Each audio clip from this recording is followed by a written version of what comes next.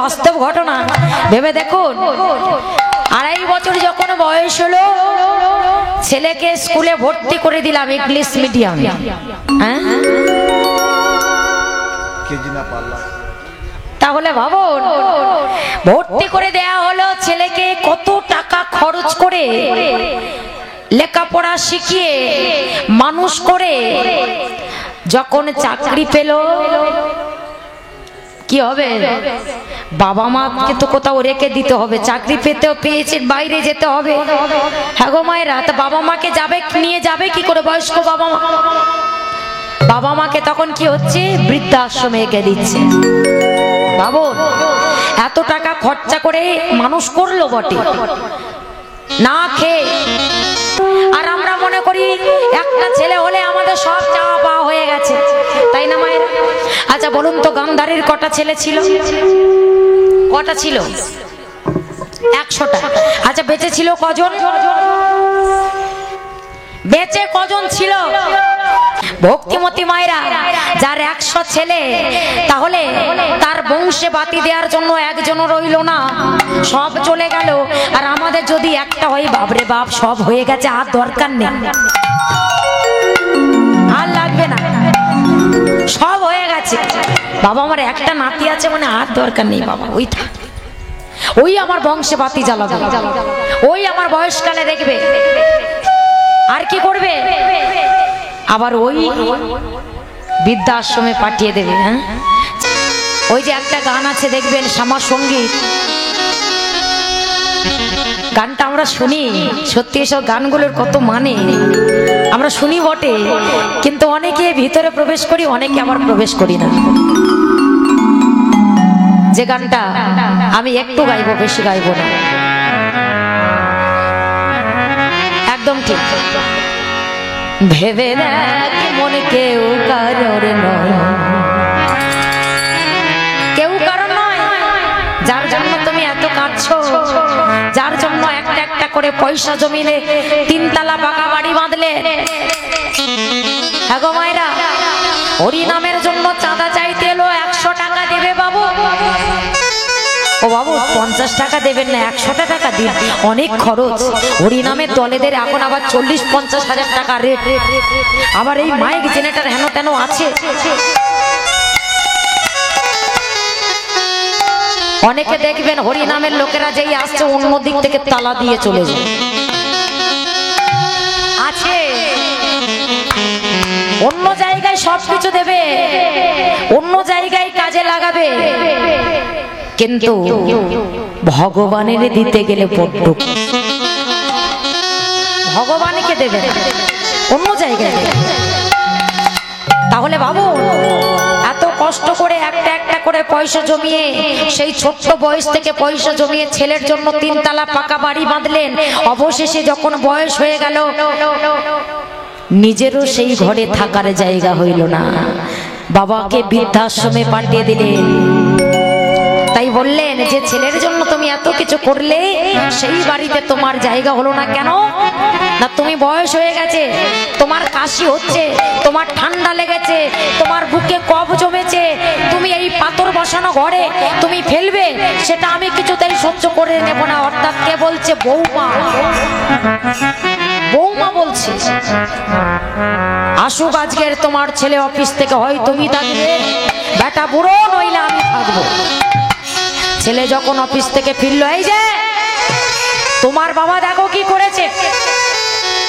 যদি তোমার বাবা আজকের এই ঘর ছেড়ে যদি তুমি বাবাকে অন্য জায়গায় না রেখে আসো, আজকের হয় তোমার বাবা থাকবে, নইলে আমি এই বাপের বাড়ি তোমাকে ছেড়ে চলে যাব। ছেলেরা কি করবে? বাবাকে চাইবে, মাকে চাইবে, নাকি স্ত্রীকে চাইবে? কাকে চাইবে? আপনি বলুন, আপনি কাকে চাইবে? ওই দেখুন বলে আমি স্ত্রীকে চাই। তাহলে ভাবুন, উনি বলবে কি এটা বাস্তব জগতে যেটা হচ্ছে আর কি, নাকি? তাহলে ভাবুন, বলে যা হয় হোক গে, ও ললিতা তুমি যেও না। তাই কি করেছে? বৃদ্ধাশ্রমে ভর্তি করে দিয়ে এসেছে। তাই বাস্তব জগতের গানগুলো কিন্তু একটু ভেবে দেখবেন, যখন ক্যাসেটে হয় এগুলো শ্যামা সঙ্গীত, শ্যামা মায়ের পুজো যখন হয়, বেশি এইসব গানগুলো বাজে। তাই বলছে ভেবে দেখি মন কেউ কারোর নয়, মিছে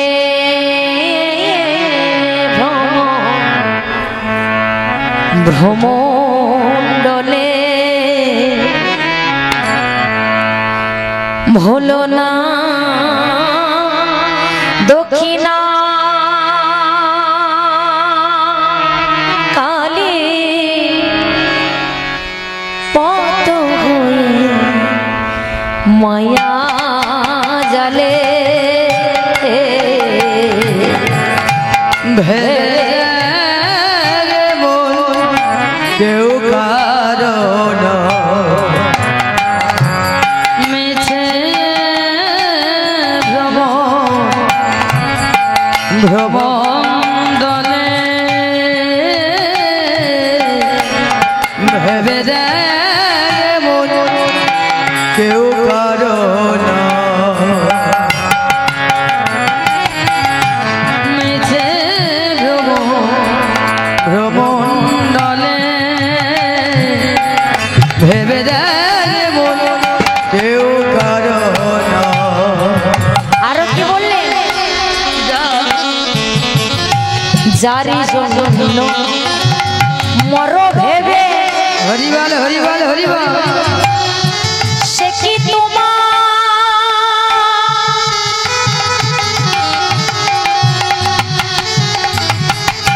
সঙ্গে যাবে ওগো যার জন্য যার জন্য মজা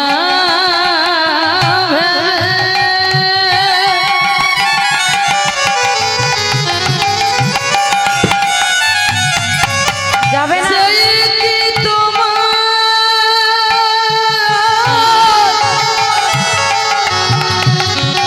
সঙ্গে যাবে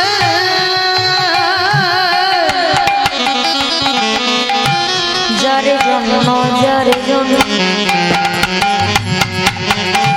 কি বললেন যার জন্য মরো ভেবে স্ত্রীর জন্য বাবাকে বৃদ্ধাশ্রমে দিয়ে আসলে, কিন্তু যেদিন তুমি মারা যাবে তুমি চলে যাবে সেদিন কি করবে তোমার স্ত্রী ওই জায়গাটা গোবর জলের ছড়া দেবে।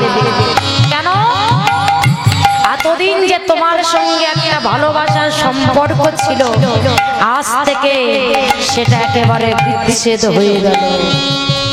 আজ থেকে তুমি আর আমার কেহ নয়, যাতে তোমার ওই মৃত দেহটা তোমার ওই আত্মাটা আমাকে স্পর্শ করতে না পারে তার জন্য গোবর জল ছিটিয়ে দেওয়া, সম্পর্ক শেষ। তাই বললেন যার জন্য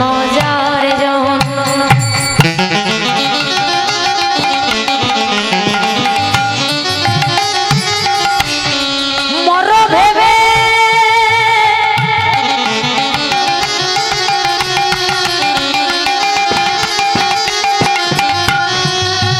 বলো সে কি তোমার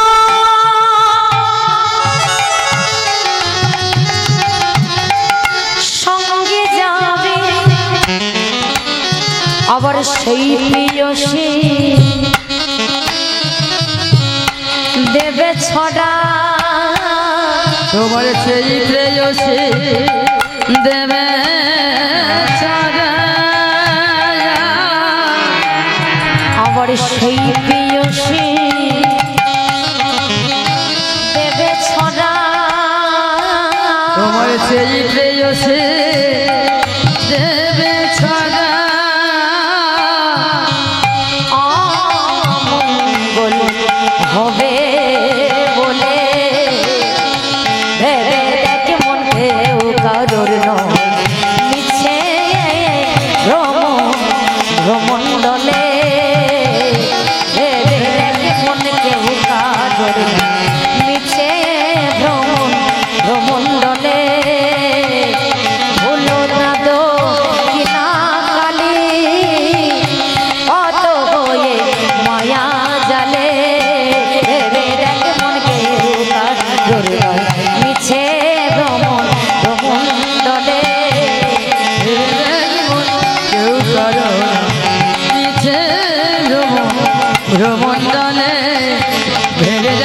মন ভেবে দেখ মন ভেবে দেখ মন কেউ কারো রে আরো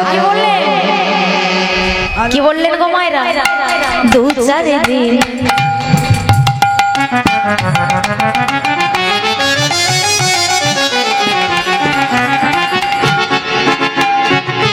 ভাবো যে আমাদের আপন আমাদের আপন বন্ধু, আমাদের চিরকালের বন্ধু, তাকে আমরা ও জগতে এসে ডাকার সময় পাই না। সারাদিনে সব করি কিন্তু ভগবানের জন্য কিছু করি না।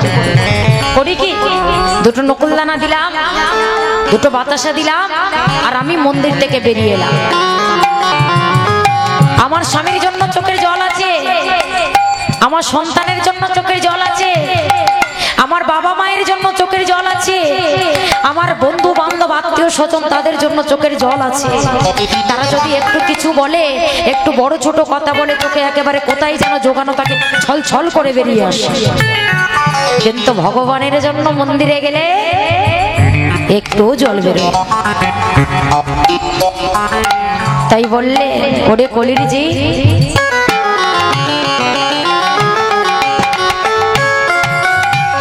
দু চার দিনের জন্য ভাবে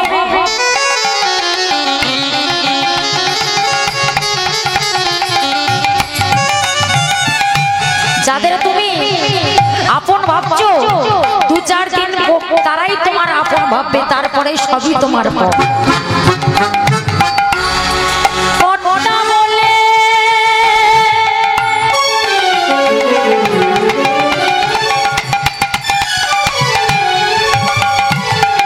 সবাই মানে ওই না দু চার দিনের জন্য হবে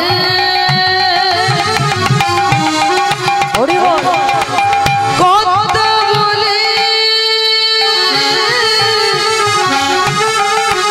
সবাই মানে আবার সেই কথারে দেবে ফেলে, সেই কথারে ফেলে কানা কালে ওটা এলে। দেখ মন কেউ কারো না নিচে তাই বলে প্রেমানন্দ হরি বল। দেখ মন কেউ কারো না নিচে রমন গালে ভেবে দেখ মন ভেবে দেখ মন ভেবে দেখ মন কেউ কারো না। তাহলে ভাবো, যার নাম হৃদয়ে লিখবে, আপনি যদি ভগবানের নামটা হৃদয় বৃন্দাবন মাঝে লিখে রাখেন, আপনি যদি রাধারানীর নামটা হৃদয় বৃন্দাবন মাঝে লিখে রাখেন, আপনি যদি হরে কৃষ্ণ মহামন্ত্র নামটা হৃদয় বৃন্দাবন মাঝে লিখে রাখেন, এখান থেকে কেউ মোচাতে পারবে না। একটু আগে আমি বলে গিয়েছি, হরিদাস ঠাকুর এই হৃদয় মাঝে লিখেছিল বলে তাকে এত মেরেছিল, 22 বাজারের বেত্র আঘাত সহ্য করেও এই হৃদয় মাঝে লেখা নাম কেউ মুছতে পারেনি। হৃদয় গৌরী প্রেমানন্দে হরি বল হরি। তাই আজকের কি করলেন? পিঠে রক্ত দিয়ে বুকের মধ্যে লিখলেন জয় গুরু রামানন্দ, আর সেই লেখাটা লিখে তিনি ভক্ত জগতে অমর হয়ে বেঁচে রইলেন, অমর হয়ে বেঁচে রইলেন গো মা।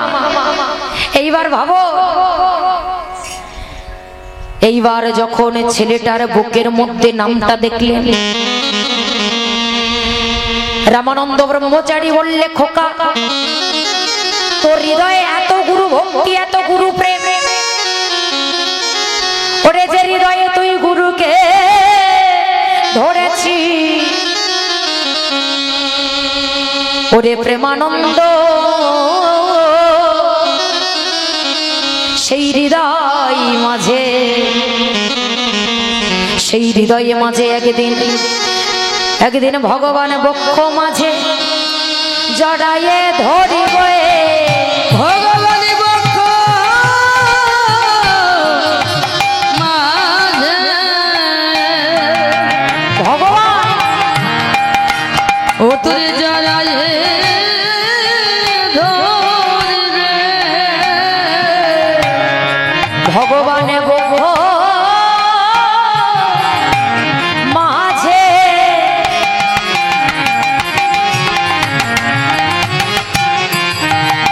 ভগবানে জড়ায়ে ধরবে ভগবানে বক্ষ মাঝে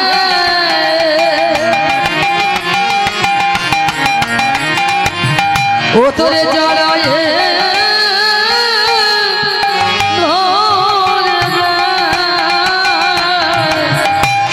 আমি এই আশীর্বাদ দিলাম তোরে ভগবানে বক্ষ মাঝে ও তোরে জড়ায়ে ধরবে। আমি এই আশীর্বাদ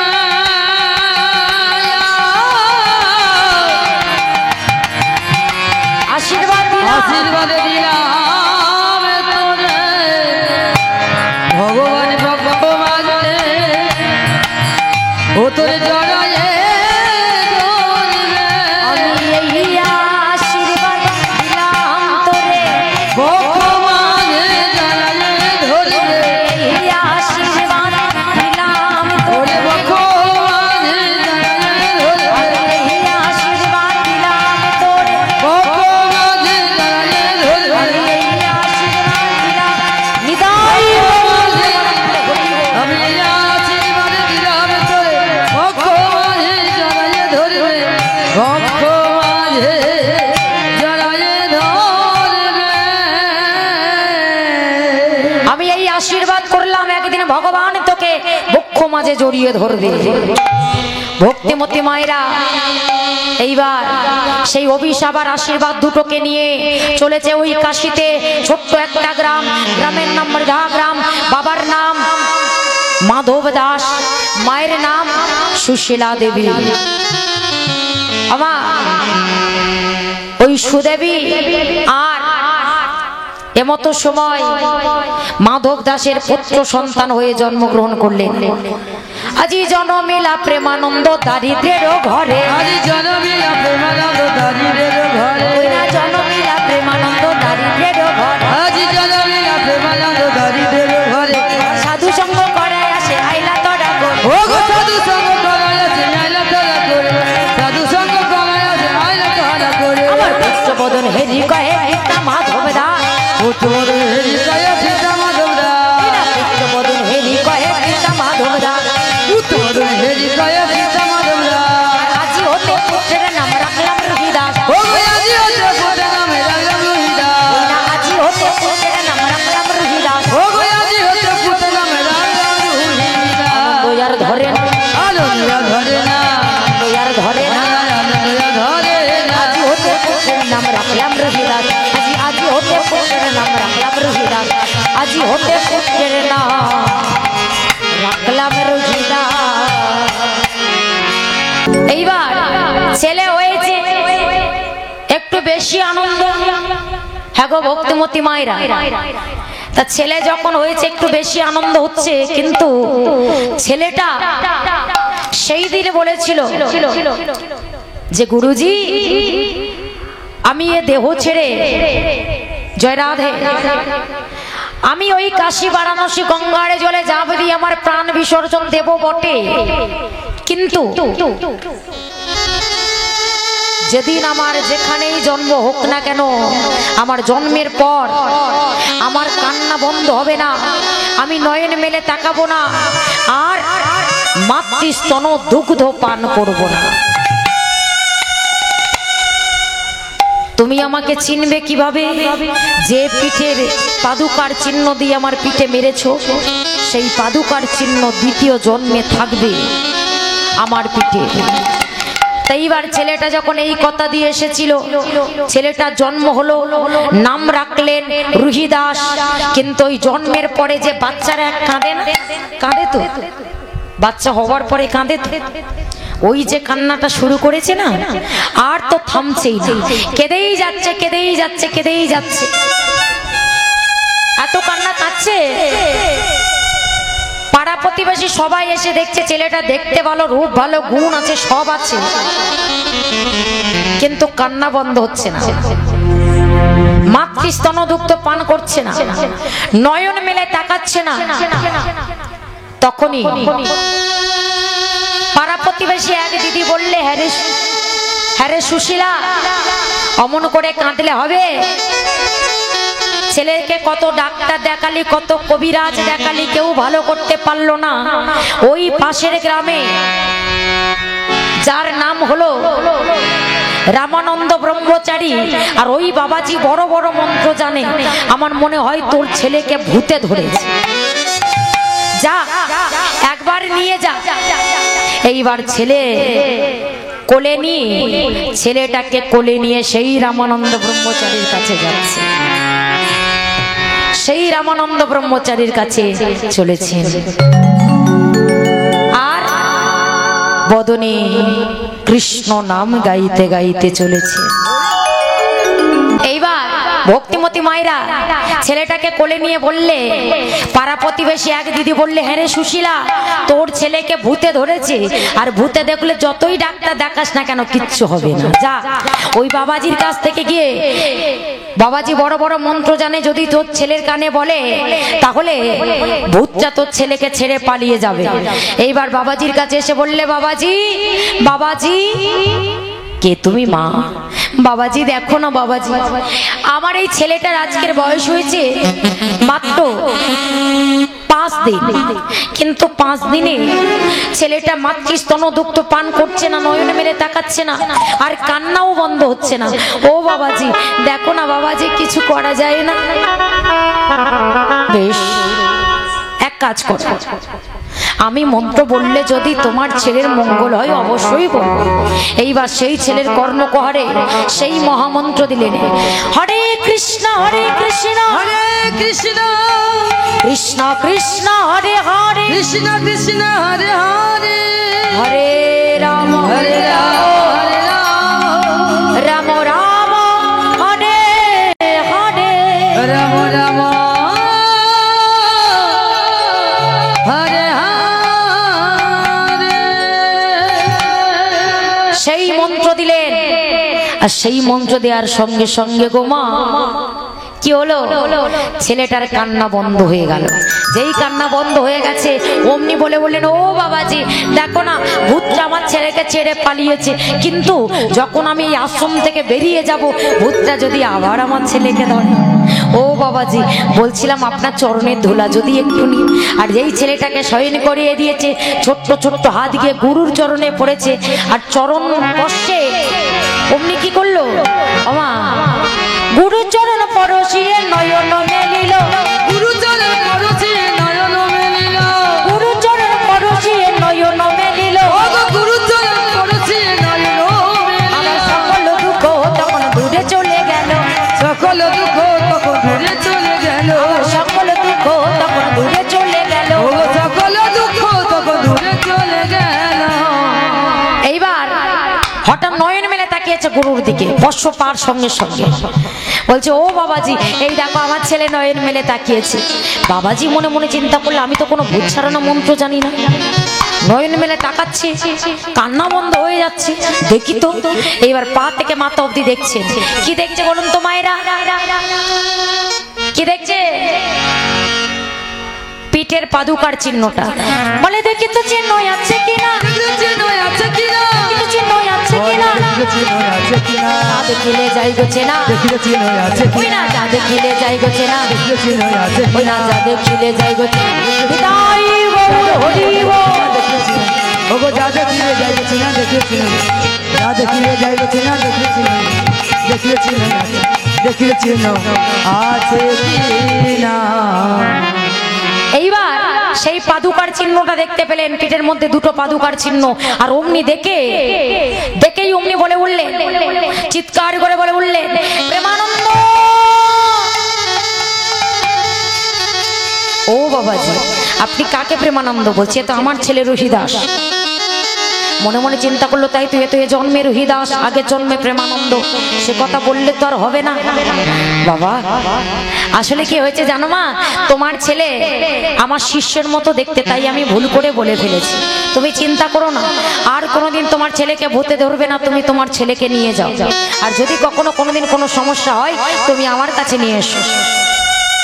ছেলেকে নিয়ে চলে গেল, আর যেই যাচ্ছে ছেলেকে নিয়ে চলে গেল গো মা। আস্তে আস্তে ছেলে বড় হচ্ছে, কিন্তু হরি নাম ছাড়া আর কিছু জানে না, কৃষ্ণ নাম ছাড়া আর কিছু জানে না। আমা কৃষ্ণ নাম করে, হরি নাম করে, গোবিন্দ নাম করে, আর কিছু জানে না। যেখানে হরি নাম হয় সেখানে চলে যায়, যেখানে কৃষ্ণ নাম হয় সেখানে চলে যায়।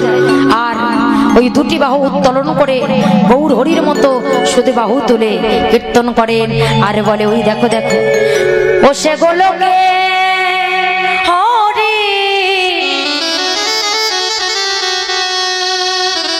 ওগো ভাই, ভাই সব একবার আমার সঙ্গে বলো, ও সে গোলকে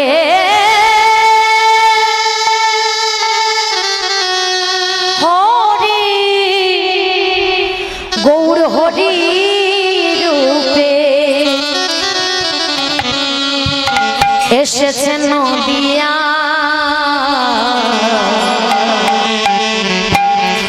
আয়া ও তোরা দেখবি যদি,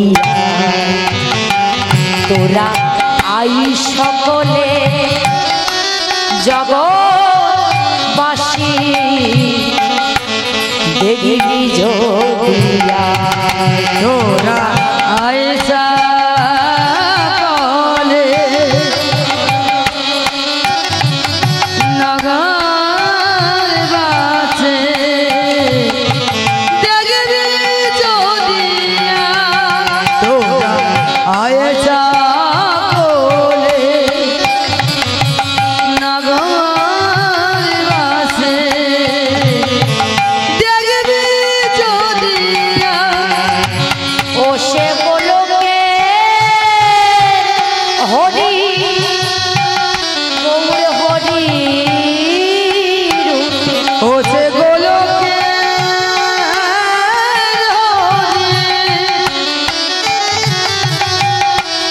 গৌর হরি রূপে দেখো দেখো এসেছে নদিয়া,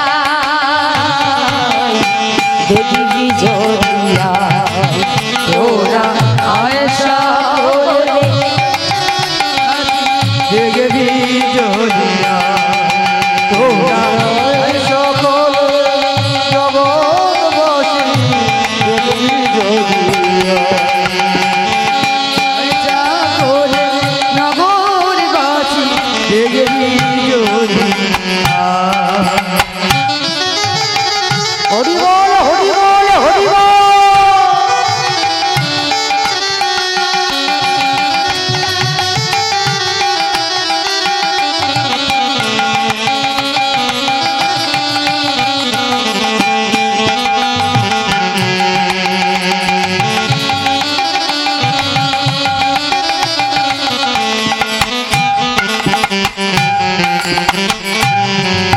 অবতারের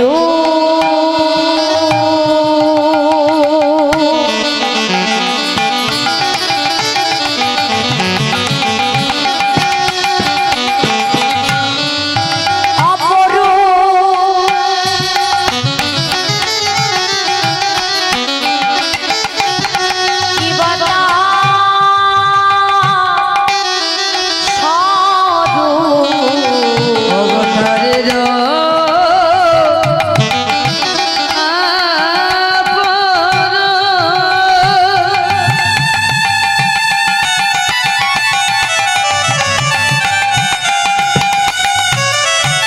ও গো গৌরে হরি বল হরি বল।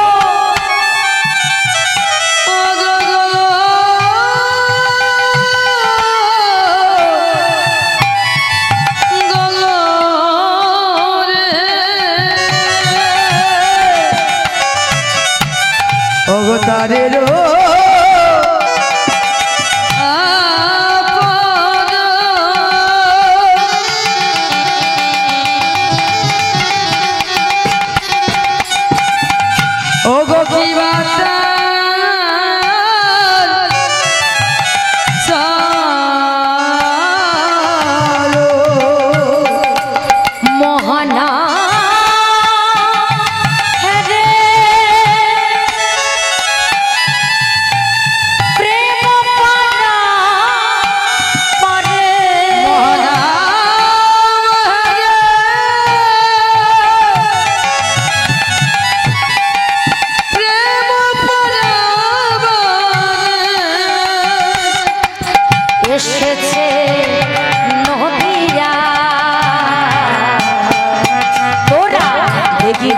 যোগিনায় তোরা জগৎবাসী দেখবি যোগিনায়